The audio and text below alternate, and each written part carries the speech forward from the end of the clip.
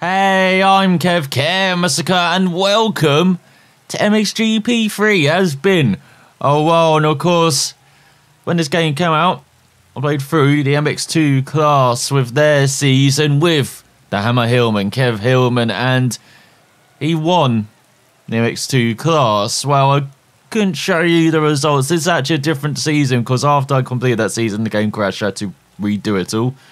So this is the season which I've just been playing through, just been practicing, doing the final round.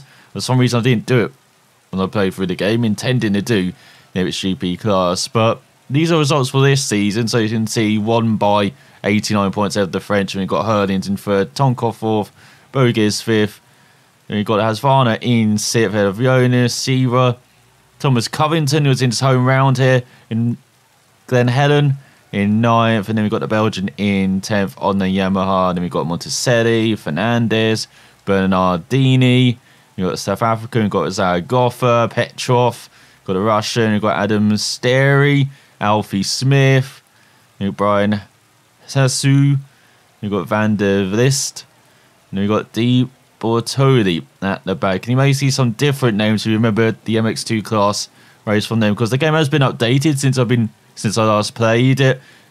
Our opponents have got a bit difficult, or a bit more difficult. It feels like I may be just a bit rusty at the game. You can see a few different names as well. I believe the roster got updated as well in its like. So this is the MX2 class.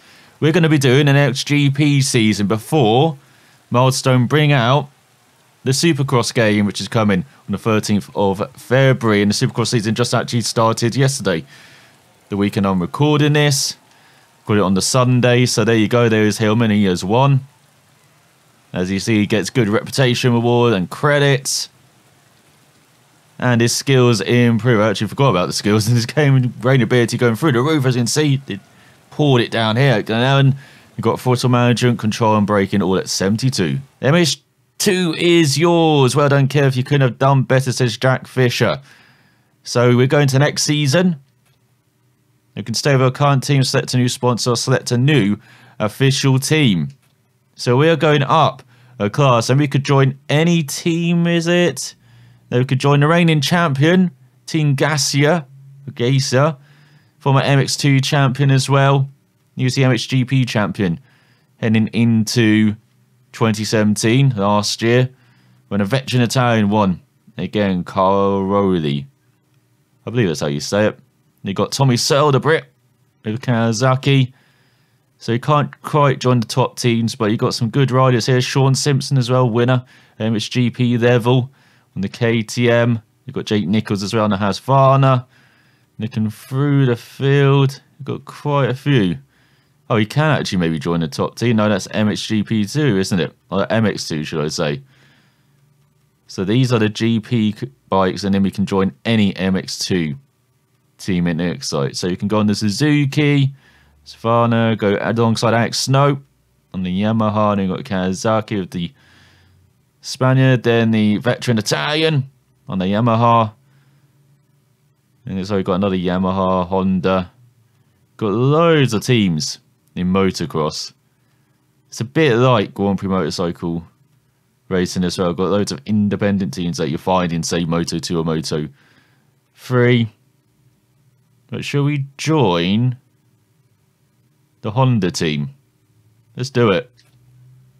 Let's go to the MXGP classes. Here we go for a new season. Get ready. We have lots of hard work to do.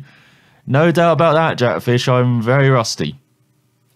And so I've been playing on realistic. And as I said, I believe the opponents have got a bit harder in updates since I played. So we're going down to harder. So I'm a bit rusty as well. So let's see what Kev Hillman can do around the Losail circuit in Qatar. As here we are with the old intros. I did like seeing these. You can see there's a hill. So you can see man-made circuit. This is more like Supercross actually, in a stadium with man-made circuits. But very entertaining race in Supercross. Got the season pass for that as well, so I'll be trying to catch up on this weekend's action after I'm done recording this. But let's go into the qualifying set and let's look at bike setup. Is there anything we can change? Suspension. If a bike understeers, it's necessary to lower the front ride height. If a bike oversteers, it's necessary to lower the rear height. The front and rear height of the bike is determined by the suspension preload. High preload value increases the height of the bike. Lower one reduces it. Taller bike has less grip but leans more. A lower bike has better grip but leans less. We do like our leaning, so I'm not going to mess with anything. In gear ratio, you can have lower for fast acceleration, increase it for a faster top speed. With a lower gear ratio, the engine responds very quickly when it accelerate or reduce speed, so the bike will be more aggressive, but you've got to pay close attention when riding. Use a very high ratio, you'll be able to reach increased top speeds and avoid the bike reacting too sharply when accelerating.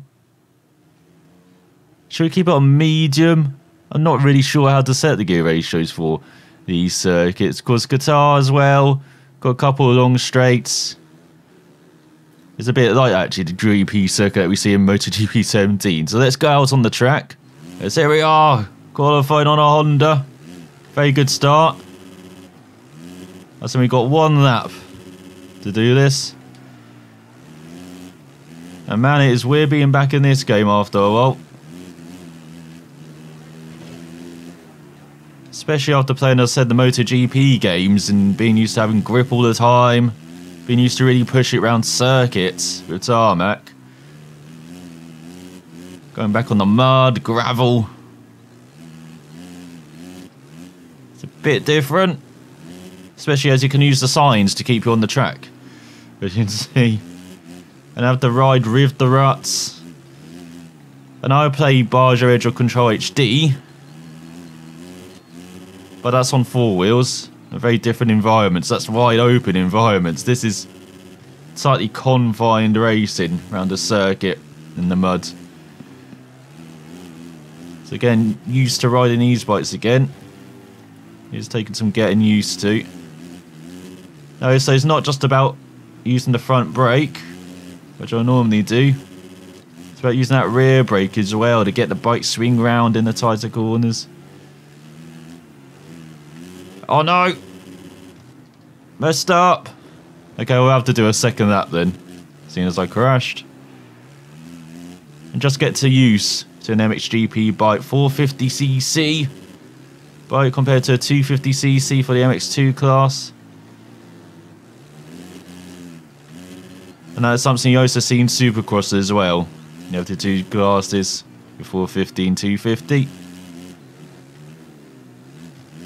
As I said, Supercross is more like this as well, with the stadiums, with the people on ya.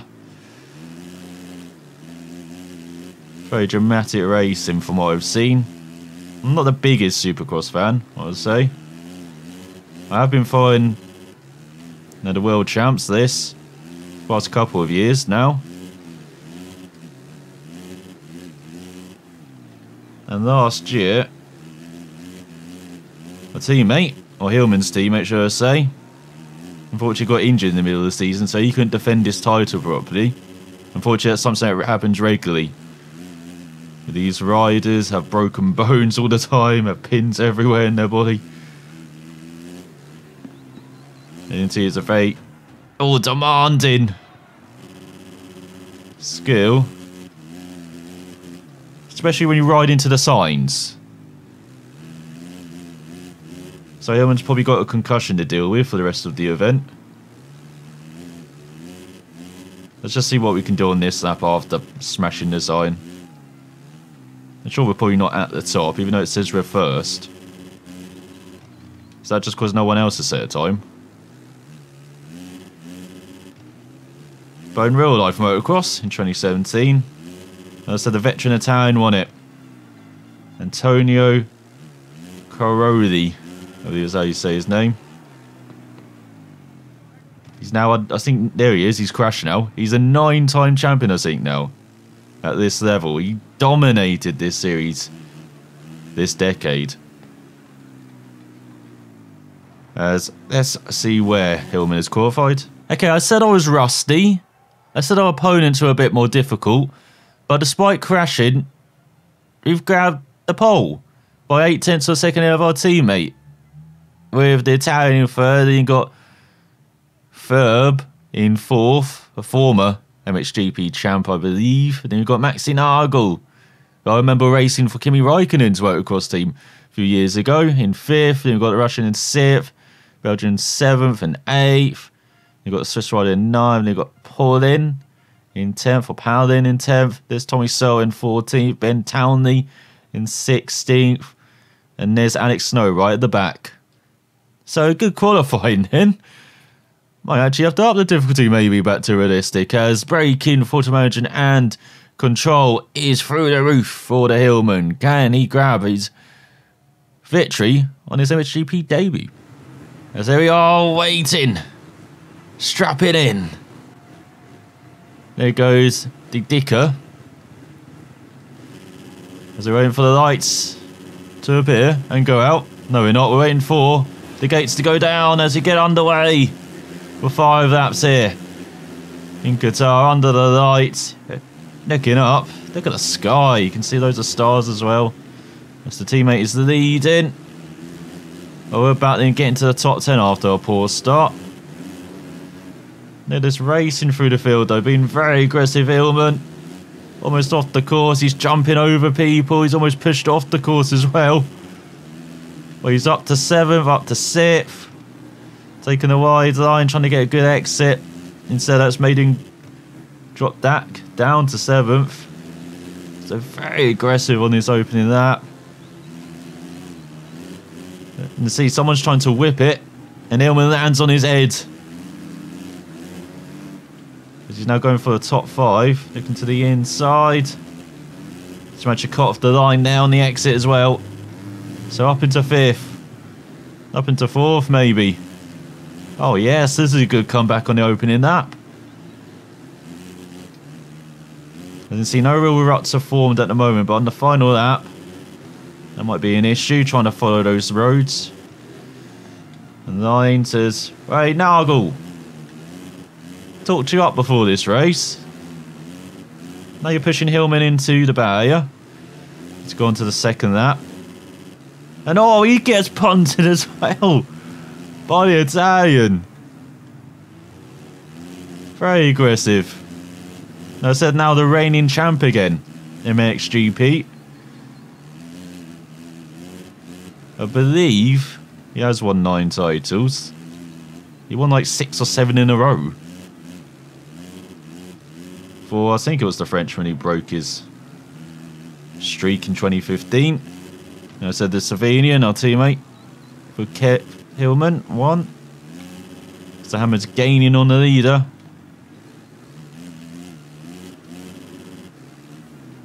But this season, unfortunately, I said he got injured, so he couldn't defend his title. And it's mainly up to Jeffrey Hurlins in the end. The multiple MX2 champion. In his full debut season in the MXGP class. Finishing runner-up in the championship. He came on strong after a bit of a slow start. On a couple of rounds, 3 races. Was very consistent in the second half of the season. So we're looking to those two be battling, along with the Slovenia, as I said. Maybe a couple of Frenchmen as well. Such as the champ from a couple of years ago can get involved. It's got Trixier, should I say. I believe is a former MX2 champion. There's those are good French riders around. And Belgium as well. Of course, there's been good Belgium riders in the past with, is it Everts? They've won multiple champions in multiple classes. As well in women's motocross as well. I believe it's the French woman who's the reigning champ. Fortunately, can't remember the name off the top of my head. That's all the Italians down. They've been so aggressive it bit him in the arse. Let's look at Hillman go. He's having a fun time here in Qatar, halfway through this race. I think it's Lancelot. Is it Lancelot? I think that's her name. Actually, it's not her that's won it. It's actually an Italian woman I think that's actually won the 2017 crown. But she's a very successful women's motocross rider. And yeah, it's a shame following women's motocross they don't ride more often. There's only like 6 or 7 rounds per season. I would have liked to be in double figures at least. There's even more for the junior categories, for the young up-and-coming riders. And there's women's rounds, which is a bit ridiculous. But that's probably the same for most women's sports, unfortunately. Still developing. Still very much on the up, though, which is fantastic to see. As Tommy Searle's gone down for the top 10. Like we're seeing that with the Women's Super League in football here. Nuclear now, that's been moved to the season that's more in line with not just the men's league, but also the European leagues in women's football. Having it over autumn, winter and spring, rather than just in the summer. No, so it's to help the women's national team as well, because all the major tournaments are in the summer. So you want to be like interrupting the season in the middle, like we see with, say, the cricket. Like we saw this summer with women's cricket winning the World Cup, that fashion, but also there was the county championship going on for the women, T20 as well. I think they had their, not their inaugural event, but their second event of that. So yeah, they never really figured out how to place the Cricket World Cup, it seems, to avoid seasons, because it's happening all the time at the moment in Australia. Of course, it's the summer, so they've got the Sheffield Shield going on and the Big Bash, which I've actually been able to see as well, thanks to BT putting a couple of games on the YouTube channel. Been nice seeing that, actually, waking up, seeing Kevin Peterson commentate, and yeah, having some good entertainment as well. As we're on the final of that, Kev Hillman is winning.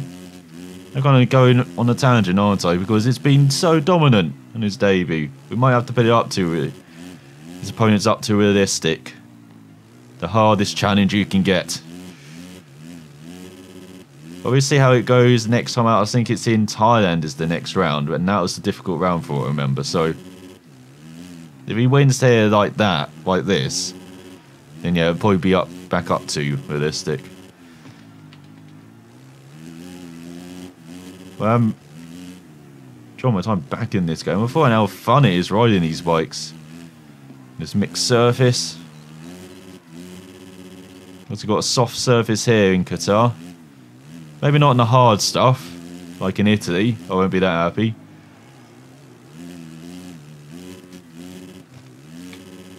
But it's great having the grip as well when you dig into the ruts and you get the tyres in. You can see the ruts are really built up here during the race. You can see the lines as well. The racing lines you should be following. And that's what I loved about this game over MXGP2 with the new engine. Unreal Engine that Milestone used. Hopefully it'll be good for Supercross as well. As there goes the Hillman across the line for his first victory at MXGP level. He's going into the stars, is he? As he beats the Frenchman. And then we've got the Savini. He only beat the Frenchman by 2.5 seconds. So he wasn't actually that dominant. He was just able to hold that lead and be consistent at the front. As looking further down, there's the Italian down in 10th. We've got Tommy Searle in 15th. Alex Snow at the back. So fantastic start. Let's see if we can get Hillman to make it a double. And an overall, as there goes his skills. As they are preparing, there's some guy just going backwards. There's a bit weird as you get TV time for the Belgium. As we're alongside the Italian, get up to first gear. Release the clutch. That was very poor. So going to be last heading into the first corner. Go on, Hillman. So you can be aggressive like on that opening up the last race. As all the Frenchman's already down on the Kawasaki. That is Trixia. I've got to learn how to pronounce some of these names. I even watched, as I said, some of the rounds last season with this championship. Still don't know how to pronounce half the names. There goes Hillman into the top 10. Down the inside, a couple of guys. No, just got caught up with a rider, did Hillman, but he's recovered. Back into the top 8, top 7. Goes into the tight hairpin corner. Maybe had to use a bit of the rear brake there to whip that rear round. Again, making that move, cutting off the line on the rider. You can see he's got the same principles as Barja when you make a move. You know, you got to try and cut off your opponent's side, take that rider and use some momentum in the banks as well. Of course, this race and stay in the ruts as well. As he's up to 4th at the end of the lap though. As he gone to the second lap, good first lap for the Hammer. After that poor start. Now let's see if he can chase down the top 3. Let's go into the fast section. Go past your team as, oh, Nagel's down behind. German had a decent first race though, finishing the top 5, but going to be a uphill task to achieve that. The second race. And if you've forgotten how these races are laid out, well, we've got 2 races. Or these rounds, should I say, are laid out. We've got 2 rounds. We do 1 lap qualifying, I do. Or should I say the Hammer does. And then after the 2 races, whoever has the most points wins the overall round. So you can win one race, but if you do poorly in the other race, you probably won't win the overall round. It'd be the guy who finished, you know, 2nd tries or 3rd tries instead. And points go down to 20th. All the way up to 1st.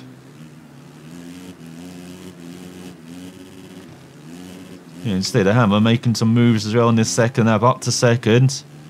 Just got to chase the rabbit, I think it is for him. As the Greyhound launches into action with the Hammer. Definitely got into a rhythm around this circuit. I'll say it's a bit like the MotoGP circuit, because there's loads of turns and tight turns as well. It's only really this section which is pretty fast. So you just got to be in a good rhythm here. Can't wait until we go to places like Belgium where it's a bit faster. You can see really push the bike. Oh, there goes down TV time. From 20th. There goes to Belgium. Let's go into this left-hander. Maybe I should just keep it on hard, because look at this. We've caught up, but we're not making the move. Still got good pace, our opponents. You can see revving the engine here. You can see that especially over the jump, so just nail the throttle. That's the Hammer. If he sticks here, he'll win the overall. Of course, he wants to get 2 victories on his MXGP debut. Never settles for 2nd, does the Hammer. And he makes the move around the outside, does he? He's got the inside for the left. He does it. Nicely done. Now let's see if he can race away a bit like he did in the first race. He's got 2 laps to go. He sets a 30.7. Let's see if we can get it under a 30. So it goes past the team, cheering him on. Using a bit of the rear brake there, but we're in the rut anyway. That kind of helped get the bike round the corner. So didn't have to use the rear brake too much. You can almost go flat out through that first corner. I remember you could do that on the MX2 bike. Not quite the MXGP bike, which has a bit of a higher top speed, more powerful engine, of course. So we're approaching speeds of 60 miles per hour instead of around 50, depending on the gearing. There we go, use a bit more of the rear brake again to turn that rear round. Definitely is a different way of riding than I'm used to the Moto3, Moto2, MotoGP bikes, 125, 250cc bikes as well, and 500cc, and 1000cc. I forget, they have so many different bikes now in the MotoGP games, which is fantastic. And that's something that Moto fans really requesting with this game as well. MXGP3 doesn't look like Milestone have buckled though. The only DLC they've had it was a Supercross track. One Supercross track for like a £5 in British pounds, which is not very good at all, Milestone. Hopefully a bit better with Supercross. But then you also have gravel coming out a couple of weeks later. You might have 2 different dev teams working on that stuff, but as I said in the end of year vlog, it is ridiculous how sometimes they don't just spread out their releases. If they release gravel in the summer, I guarantee it'll do as well probably as it would have done being released on the 27th of February like it is now. Because there's like no games coming out in the summer. I mean, they maybe have MXGP, not MXGP, MotoGP 18. But then release gravel in like August, just before you get the rush of official games like F1 as well. And then WRC. That was a good time to release them. As there goes down the Frenchman again. He's not having a good weekend here in Qatar. Unlike the Hammer, look at this rhythm he's in. Not running ride anywhere, not having any issues. Just having some fun in his MXGP debut. So there you go. Remember, you got to modulate the throttle as well on some of these corners. You can't just go full pelt into it because of the ruts. You're trying to stick in that groove. So out the final corner, he dips into the 31, so it doesn't matter. He wins in style. Really is heading into the sky. As Hillman took an even more dominant win in that second race, despite making a pass very late in the race. 5 seconds ahead of the Italian. Good recovery after the first round with the Belgian in third. Then we got a teammate in fourth. We got the Belgian in fifth. And then the Russian. And we got the Dutchman, Koldenhoff. Then we got Palin in eighth. Then we got the Swiss rider in ninth. And no, Frenchman rounding out the top 10. Just ahead of the Belgian and Tommy Searle in 12th, Nagel in 13th, Ben Town in 15th, with the Swede at the back. So after the first round of the season, Nicola Hillman, maximum total, 25 points going to the victory, 20 for second, 18 for third, and then 16 for fourth, 15 for fifth, and then single point increments going down the order to 20th. So you can see, good start for Hillman, not a good start for Snow or the Swede, who have not scored points in the opening round. As it is a Honda 1-2 as well, with our teammate in second, 5 points ahead of Caroli and Ferb. In fourth, has good reputation and credits earned, and the braking format and control have been improved. So I hope you enjoyed our return to MXGP3. Has a textbook race. The objective is yours. You achieved an excellent result, says Jack Fisher. So where are we going next? Let's look at the calendar. And it is Thailand. Our rider challenge is to beat the Italian once again and achieve 40 points. Well, we achieved 50 in the debut. I'm sure you can try and get that. But as I said, this Thai surface intermediate is a bit harder than the Qatar surface, so the bike won't be digging in as much into corners. We're going to have to rely perhaps a bit more on the rear brake, and our opponent should be a bit tougher round here. So let's see what the Hammer can do next time. So out for watching. I'll see you then.